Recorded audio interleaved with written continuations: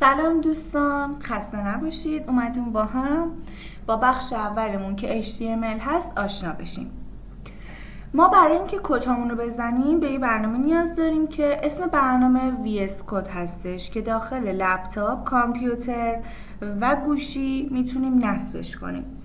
VS کد داخل گوگل کروم بزنیم بنویسیم دانلود VS کد، اولین نسخش میاد که باید همون رو دانلود کنیم و بیایم توی برنامه و کدامون رو شروع کنیم بزنیم.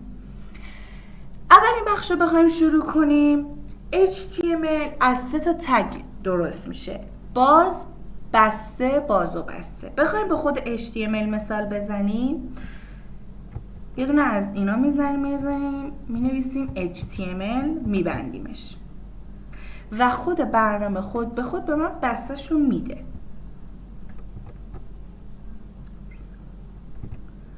که خود برنامه به من بسته‌شو میده. به این میگن تگ باز، به این میگن تگ بسته، به این دوتا میگن تگ باز و بسته.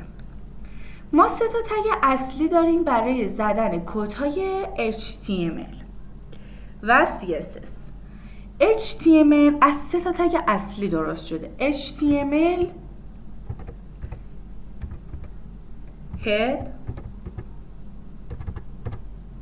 که وسط هد با خالی نباید باشه، یه دونه پاک میکنیم و میایم روی اینجا کلیک چپ میکنیم، یه دونه اینتر رو میزنیم، مینویسم بادی و باز به من تگ باز وسطشون میده.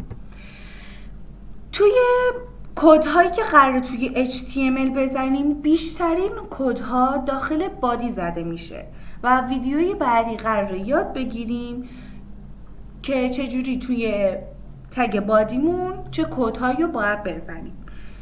اولین کد آسون ما H و P که قراره توی ویدیوی بعدی یاد بگیریم. تا ویدیوی بعدی، با تشکر.